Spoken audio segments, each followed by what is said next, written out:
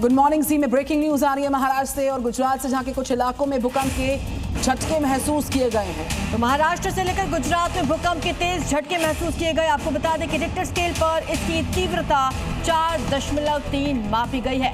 नासिक से लेकर सूरत और वापी जैसे शहरों में धरती हिली।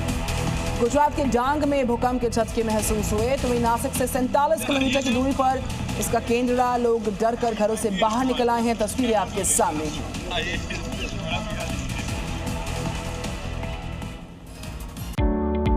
Hotel Management with AI. Join IIHM, International Institute of Hotel Management. और अब खबर उत्तराखंड से है, जहां रुद्रप्रयाग में भारी बारिश के कारण अलकनंदा और मंदाकिनी का जलस्तर बढ़ता जा रहा है। एसडीआरएफ की टीम्स को अलर्ट पर रखा गया। उत्तराखंड के रुद्रप्रयाग में लगातार हो रही भारी बारिश की वजह से अलकनंदा और मंदाकिनी नदियों के जलस्तर में लगातार उतार चढ़ाव देखने को मिल रहा है। नदियों के जलस्तर में बदलाव को देखते हुए प्रशासन ने सतर्कता बढ़ा दी है। आपदा प्रबंधन विभाग, पुलिस और नगर प्रशासन पूरी तरह अलर्ट मोड पर हैं। संबंधित विभागों की टीमें हालात पर लगातार नजर बनाए हुए हैं। नदी किनारे रहने वाले लोगों की सुरक्षा को लेकर निगरानी की जा रही है। प्रशासन ने लोगों से नदी के आसपास जाने से बचने तथा मौसम और प्रशासन की ओर से जारी निर्देशों का पालन करने की अपील की है। दिल्ली की खबर है, तेजी के साथ जो यमुना जी है उसका जलस्तर बढ़ता जा रहा है। भारी बारिश के कारण 24 घंटे में उफान आया। आपको बता दें कि 204.09 मीटर के पार पहुंच चुका है जलस्तर।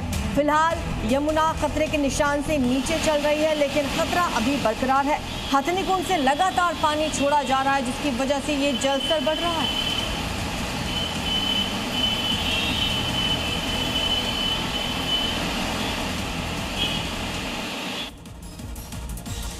वाराणसी में भी गंगा का जलस्तर बढ़ रहा है। बढ़ते पानी के बीच दशाश्वमेध घाट पर गंगा आरती का स्थान बदला गया है। करीब 15 फीट नीचे और पीछे की तरफ इसे करना पड़ा। सुरक्षा के मद्देनजर ये फैसला हुआ है। वाराणसी में गंगा नदी के लगातार बढ़ते जलस्तर को देखते हुए दशाश्वमेध घाट पर होने वाली विश्व प्रसिद्ध दैनिक गंगा आरती का स्थान बदल दिया गया है। गंगा सेवा निधि ने आरती स्थल को मूल स्थान से करीब 15 फीट पीछे कर दिया है। गंगा सेवा निधि के अध्यक्ष सुशांत मिश्रा ने बताया कि जलस्तर बढ़ने के साथ आरती स्थल को आवश्यकता अनुसार पीछे किया जाता रहेगा। आरती स्थल में बदलाव के बावजूद बड़ी संख्या में श्रद्धालु गंगा आरती में शामिल हुए और मां गंगा की भव्य आरती के दर्शन किए।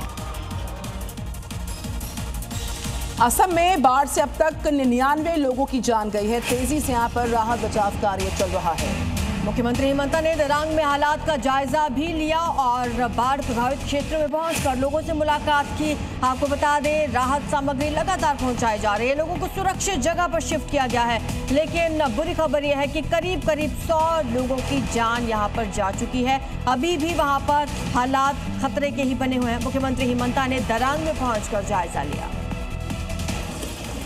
असम के मुख्यमंत्री हिमंता बिस्वा शर्मा ने कहा कि दरांग जिले में बाढ़ के खतरे को देखते हुए कमजोर तटबंधों को जियो बैग की मदद से मजबूत करने का काम युद्ध स्तर पर चल रहा है।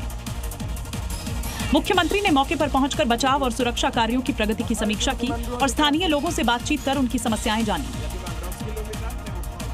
सीएम हिमंता ने कहा कि सरकार का मकसद जिले को बड़े पैमाने पर संभावित बाढ़ से सुरक्षित रखना है। तटबंधों को मजबूत करने का काम अगले कुछ दिनों में पूरा कर लिया जाएगा। प्रशासन को राहत और सुरक्षा व्यवस्था को लेकर भी सतर्क रहने के निर्देश दिए गए हैं।